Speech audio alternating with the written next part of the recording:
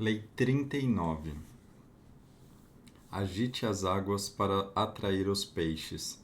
Julgamento. Raiva e reações emocionais são contraproducentes do ponto de vista estratégico. Você precisa sempre se manter calmo e objetivo. Mas se conseguir irritar o inimigo sem perder a calma, você ganha uma inegável vantagem. Desequilibre o inimigo, descubra uma brecha na sua vaidade para confundi-lo e é você quem fica no comando. Itakura Shimegune moe o seu próprio chá.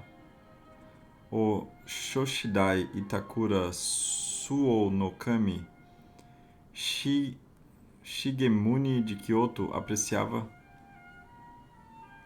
muito a chá no yu, a cerimônia do chá, e costumava moer seu próprio chá durante as sessões do tribunal onde era juiz.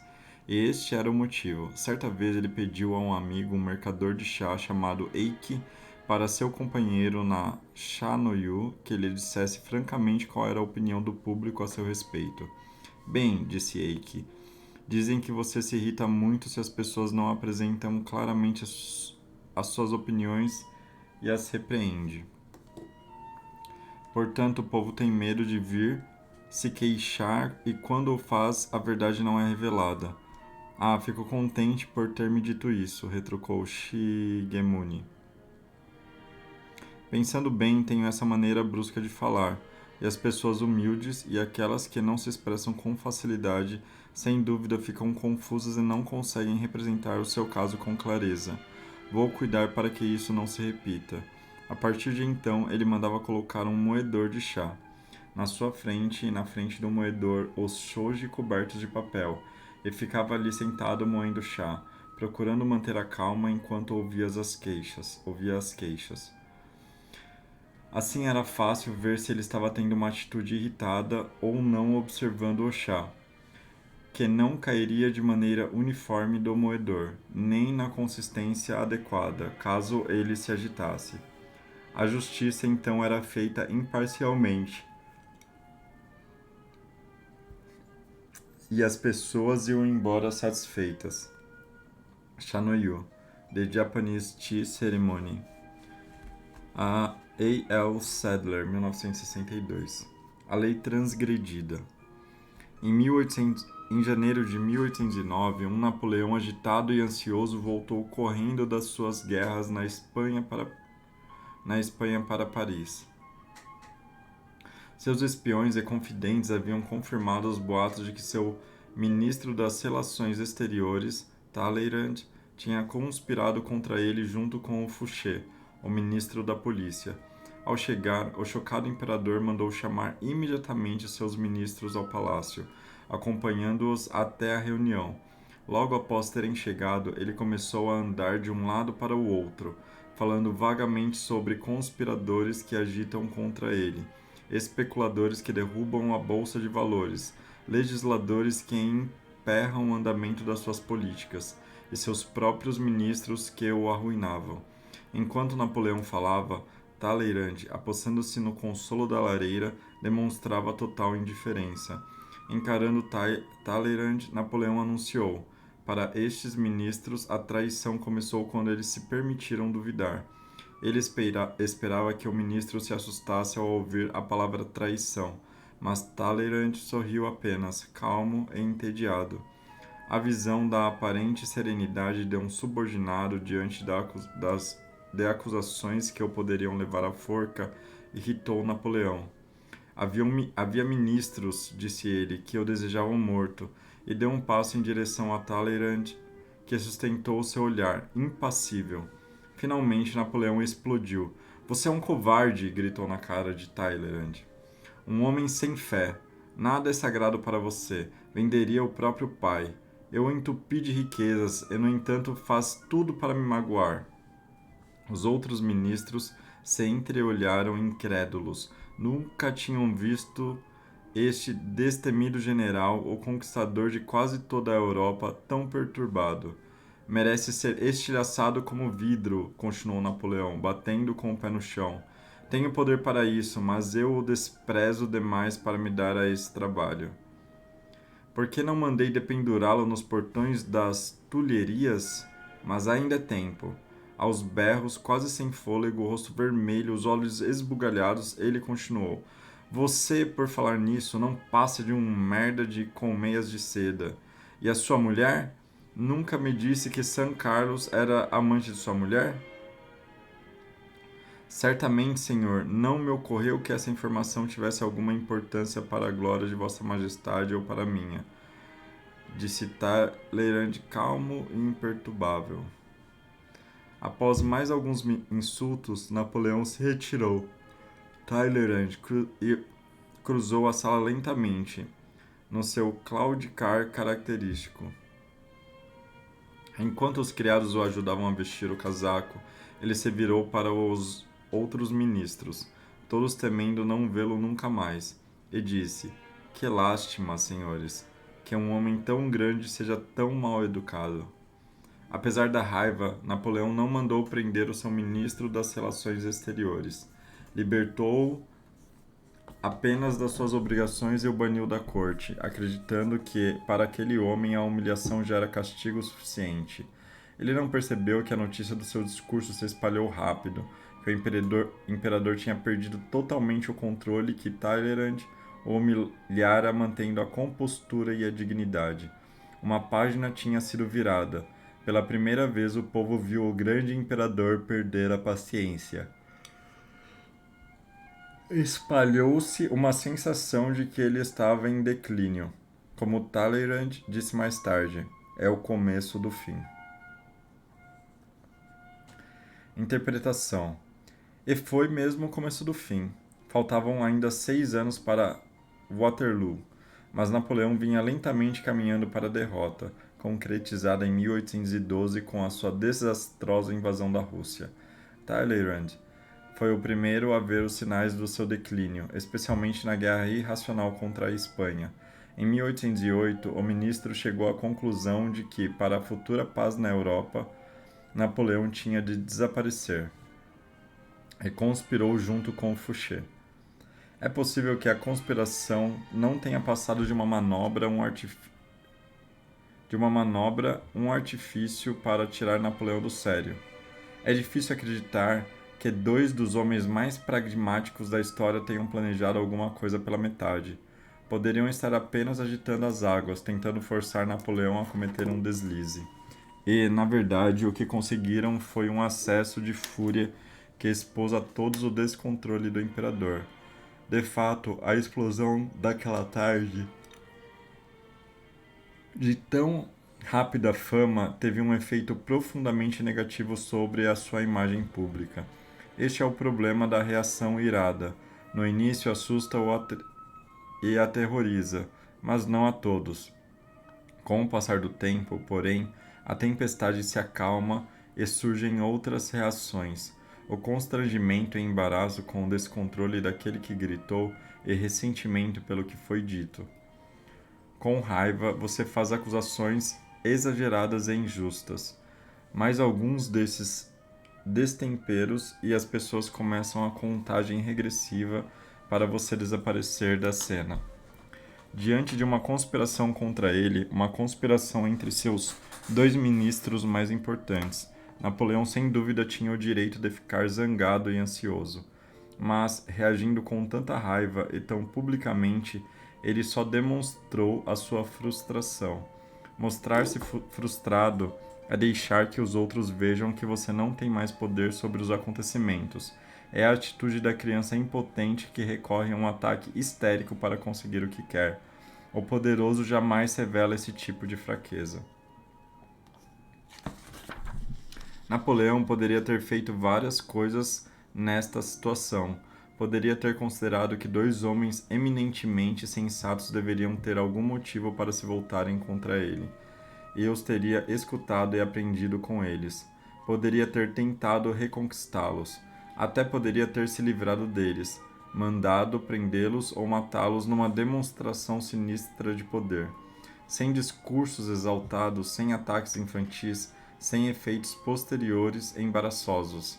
Apenas um tranquilo e definitivo cortar de laços. Lembre-se, acessos de raiva não intimidam nem inspiram lealdade, só criam dúvidas e intranquilidade quanto ao seu poder. Expondo a sua fraqueza, estas erupções tempestuosas quase sempre anunciam uma queda. Se possível, não se deve tratar ninguém com animosidade. Dirigir-se a uma pessoa com raiva, mostrar ódio com palavras ou expressões faciais é uma atitude desnecessária, perigosa, tola, ridícula e vulgar. Raiva e ódio não se devem revelar senão no que se faz. E os sentimentos serão muito mais eficazes na ação, desde que se evite exibi-los de qualquer outra maneira. Só os animais de sangue frio têm a mordida venenosa. Arthur Schopenhauer, 1788 a 1860. O macaco e o marimbondo. Um macaco mastigando uma pera madura foi importunado pela desfaçatez de um marimbondo que, a todo custo, queria um pedaço. Depois de ameaçá-lo com sua ira se continuasse hesitando em atender à sua exigência, o marimbondo pousou na fruta, mas foi logo dali enxotado pelo macaco. O irritante marimbondo agora tinha motivo para reclamar, e depois de muitos insultos, a que o outro escutou tranquilamente, ficou tão exaltado que, sem pensar nas consequências, voou para cima do macaco e lhe deu uma ferroada na cara, com tamanha raiva que não conseguiu mais retirar sua arma, e foi obrigado a ir embora sem ela, largando-a na picada, determinando assim a sua própria morte lenta, com um sofrimento muito maior do que o que ele provocou. Fables, Jonathan Birch, 1783 a 1847. A lei observada. No fim da década de 1920, Haile Selassie já havia quase atingido a sua meta de assumir o total controle da Etiópia, país que ele sentia precisava de uma liderança forte e unificada. Como regente da imperatriz Zauditu, enteada da falecida rainha e herdeiro do trono, Selassie havia passado vários anos enfraquecendo o poder de diversos generais etíopes. Agora só um obstáculo real sem ter punha no seu caminho: a imperatriz e o marido, Gugsa. Selassie sabia que o casal real o odiava e queria se livrar dele. Então, para frustrar uma conspiração dos dois, nomeou Gugsa governador de uma província ao norte de Bejemeder, forçando-o a deixar a capital, onde vivia a imperatriz.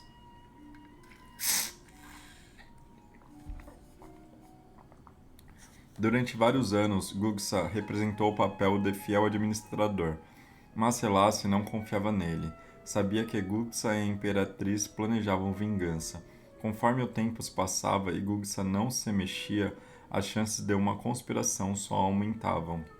Selassie sabia o que tinha que fazer: atrair Gugsa, irritá-lo e forçá-lo a agir antes da hora. Durante vários anos, uma tribo do norte, os Azebugalas, mantivera-se virtualmente em rebelião, roubando e pilhando aldeias locais e recusando-se a pagar impostos. Selassie não havia feito nada para impedi-los, deixando que se fortalecessem cada vez mais. Finalmente, em 1929, ele ordenou que Ras-Gugsa chefiasse um exército contra a tribo desobediente. Gugsa obedeceu, mas no íntimo ficou irritado. Não tinha nada contra os Azebugalas, e a exigência de combatê-los feriu o seu orgulho. Não podia desobedecer a ordem, mas enquanto reunia um exército, ele começou a espalhar um boato desagradável, que Selassie estava mancomunado com o Papa e planejava converter o país ao catolicismo romano e transformá-lo numa colônia italiana. O exército de Gugsa cresceu e algumas tribos de onde vinham seus soldados acabaram concordando secretamente em combater Selassie. Em março de 1930, uma enorme tropa com 35 mil homens iniciou a marcha, não em direção aos Azebugalas, mas para o sul, para a capital Addis Abeba. Confiante na sua crescente força, Gugsa agora liderava abertamente uma guerra santa para depor Selassie e colocar o país novamente nas mãos dos verdadeiros cristãos. Ele não percebeu a armadilha. Antes de mandar Gugsa lutar contra os Azebugalas, Selassie garantiu o apoio da igreja etíope. E antes que se armasse a rebelião, ele já havia subornado vários aliados de importância vital para Gugsa, convencendo-os a não comparecer. Enquanto o exército rebelde marchava para o sul, os aviões lançavam folhetos anunciando o reconhecimento de Selassie como verdadeiro líder da Etiópia pelos altos oficiais da igreja e a excomunhão de Gugsa por fomentar uma guerra civil.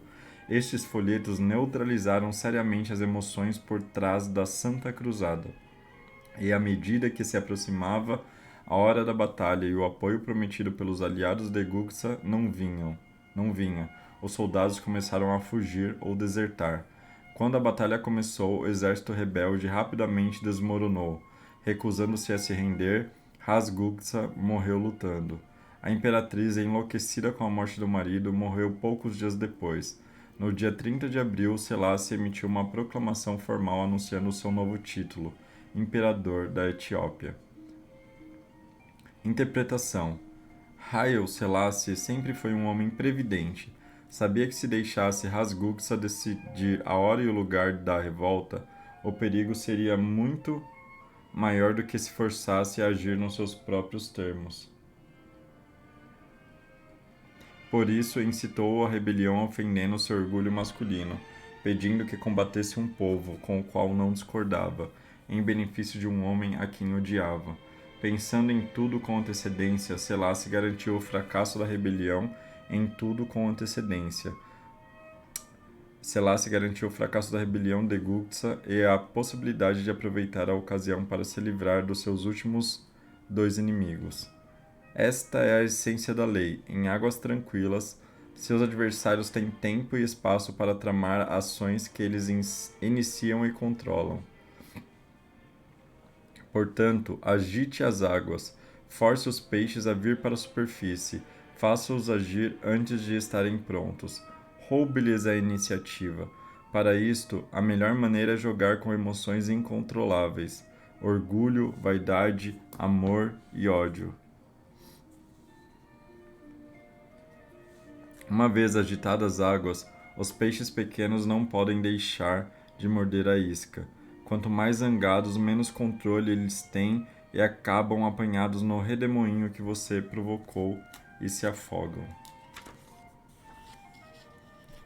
Um soberano jamais deve colocar em ação um exército motivado pela raiva. Um líder jamais deve iniciar uma guerra levado pela ira. Sun Tzu, século IV a.C. Sumo sacerdote da Vala. Kinyo, oficial da segunda categoria, tinha um irmão chamado Sumo Sacerdote Ryogaku, homem extremamente mal-humorado. Ao lado do seu mosteiro crescia um enorme pé de urtiga, origem do apelido que o povo lhe dera, Sumo Sacerdote da Urtiga. Esse nome é um insulto, disse o sumo sacerdote, e cortou a árvore. O toco ficou ali e as pessoas começaram a chamá-lo de Sumo Sacerdote do Toco. Mais furioso do que nunca, Ryogaku mandou arrancar fora o toco, mas no lugar ficou uma grande vala. As pessoas agora o chamavam de Sumo Sacerdote da Vala. Ensaios sobre o ócio e o Kenko, Japão, século XIV. As chaves do poder. As pessoas zangadas em geral ficam ridículas porque a sua reação parece desproporcionada. Elas levaram as coisas muito a sério, exagerando a mágoa ou o insulto que sofreram. São tão sensíveis às desfeitas que é engraçado ver como levam tudo para o lado pessoal. Ainda mais cômico é que elas acham que as suas explosões denotam poder. A verdade é exatamente o contrário. Petulância não é poder, é sinal de impotência. As pessoas podem se sentir intimidadas durante um certo tempo com seus acessos de raiva, mas acabam perdendo o respeito por você. Percebem também que é fácil abalar alguém tão descontrolado. Mas a solução não é reprimir as reações de raiva ou emocionais. A repressão nos tira a energia e nos força a ter comportamentos estranhos. Temos é que ver as coisas de outra maneira. Temos de perceber que nada na esfera social e no jogo do poder é pessoal. Todo mundo está preso a uma cadeia de acontecimentos que vem de muito longe. Nossa raiva quase sempre vem de problemas na nossa infância, de problemas que nossos pais, por sua vez, tiveram na infância deles, e assim por diante. Nossa raiva também é proveniente de muitas interações com outras pessoas, de decepções e tristezas acumuladas. Parece que um determinado indivíduo é o responsável pela raiva que estamos sentindo, mas as coisas são mais complicadas. Não é só aquilo que ele nos fez.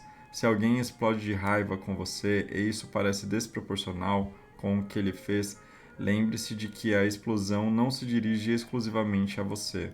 Não seja tão vaidoso. A causa é muito maior. Está lá no passado, envolve dezenas de mágoas anteriores e, na verdade, nem vale a pena tentar compreender.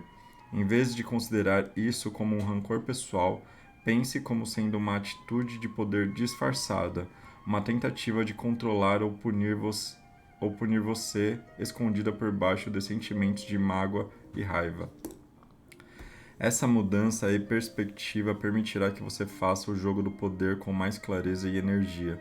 Em vez de reagir exageradamente e se envolver nas emoções das pessoas, você tira proveito do descontrole delas. Enquanto elas perdem a cabeça, a sua não sai do lugar. Durante uma importante batalha na Guerra dos Três Reinos, no século III d.C., os conselheiros do comandante Tsao Tsao descobriram os documentos que provavam que alguns generais tinham se aliado ao inimigo para tramar uma conspiração e insistiram para que esses homens fossem executados, presos e executados. Mas Cao Cao mandou queimar os documentos e esquecer o assunto. Naquele momento crítico da batalha, ficar aborrecido ou exigir justiça repercutiria mal para ele. Uma atitude tempestuosa chamaria a atenção para a deslealdade dos generais, o que seria prejudicial para o moral das tropas. A justiça podia aguardar. Ele trataria dos generais quando chegasse a hora. Cao Cao manteve a sua cabeça no lugar e tomou a decisão certa. Compare isto com o modo como Napoleão reagiu a Talleyrand. Em vez de levar a conspiração para o lado pessoal, o imperador deveria ter feito o jogo de Cao Cao, pesando atentamente as consequências de todas as suas atitudes. A reação mais eficaz no final teria sido ignorar Talleyrand, ou trazer aos poucos o ministro para o seu lado, e puni-lo mais tarde. A raiva só reduz as suas opções, e o poderoso não avança sem opções.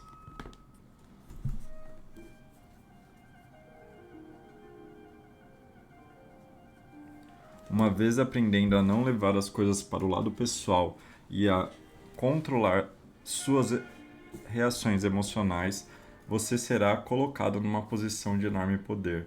Agora você pode jogar com as reações emocionais dos outros. Provoque o inseguro desconfiando da sua masculinidade e acenando com a possibilidade de uma vitória fácil.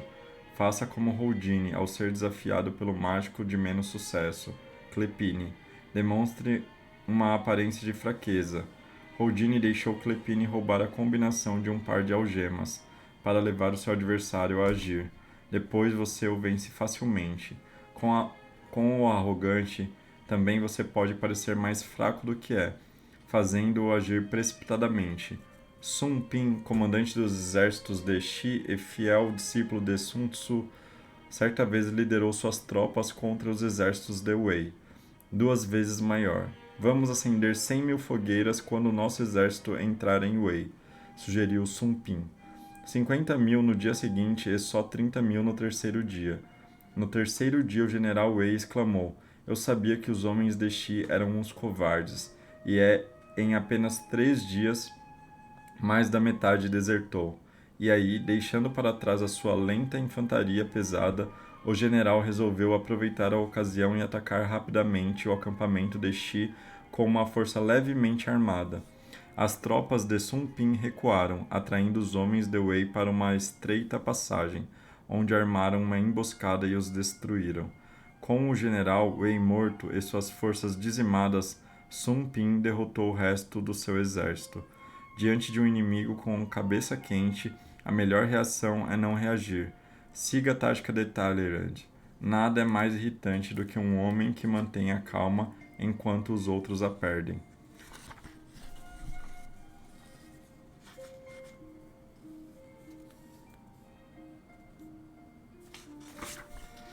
Se há vantagem para você perturbar as pessoas, adote uma pose aristocrática, entediada, sem ridicularizar nem se mostrar triunfante, mas simplesmente indiferente. Vão ficar irritadíssimas, enquanto elas enfiam os pés pelas mãos num acesso de raiva. Você terá obtido várias vitórias, e uma delas é a de ter conservado a sua dignidade e a sua compostura diante de uma atitude tão infantil. Imagem: o tanque de peixes. A água está límpida e tranquila e os peixes nadam no fundo. Agite-a e eles aparecem. Agite ainda mais e eles ficam zangados, vêm à tona, abocanhando o que estiver na frente, inclusive o anzol com a isca fresca. Autoridade: se o seu adversário tem um temperamento irado, procure irritá-lo. Se é arrogante, tente encorajar o seu egoísmo. O especialista em fazer o inimigo agir cria uma situação adequada. Atrai o inimigo com algo que certamente ele pegará. Ele mantém o inimigo em movimento segurando a isca e depois o ataca com tropas seletas. Sun Tzu, século IV a.C. O inverso. É preciso ter cuidado quando se joga com as emoções das pessoas. Estude o inimigo antes, é melhor deixar alguns peixes no fundo do lago. Os líderes da cidade de Tiro, capital da antiga Fenícia, tinham certeza de que conseguiriam resistir a Alexandre, o Grande, que havia conquistado o Oriente, mas não chegaram a atacar a cidade deles, bem protegida pela água. Mandaram embaixadores dizer a Alexandre que o reconheciam como imperador, mas não permitiriam que ele ou os seus homens entrassem em Tiro. Claro que ele ficou furioso com isso, e imediatamente cercou a cidade. Durante 4 meses, ela resistiu ao assédio de Alexandre, e ele acabou achando que não valia a pena tanto esforço e resolveu fazer um acordo com os tírios. Mas eles, percebendo que já tinham feito Alexandre morder a isca, e certos de que poderiam continuar resistindo, recusaram-se a negociar. De fato, mataram seus mensageiros. Alexandre ficou furioso. Agora não importava mais quanto tempo ia durar o cerco, ou quantos homens seriam necessários. Ele tinha recursos e faria o que fosse preciso. Voltou a atacar com tamanha tenacidade que em poucos dias capturou Tiro, reduziu-a a cinzas e vendeu seus habitantes como escravos. Você pode atrair os poderosos e levá-los a se comprometer e dividir suas forças como fez Sun Pin, mas antes veja como está a água. Encontre uma brecha na sua fortaleza. Se não houver, se eles forem insuportavelmente fortes, você não tem nada a ganhar, só a perder, provocando-os. Escolha bem para quem você vai lançar sua isca e não excite os tubarões. Finalmente, às vezes, explodir de raiva na hora oportuna pode lhe fazer bem, mas deve ser uma raiva produzida e controlada por você. Nesse caso, você pode determinar exatamente a quem ela afetará e como. Não desperte reações que o prejudicarão com o passar do tempo, e raramente esbraveje ameaças terríveis, para que elas sejam ainda mais intimidantes e significativas. Ensinadas de propósito ou não, se as suas explosões forem muito frequentes, acabam perdendo o poder.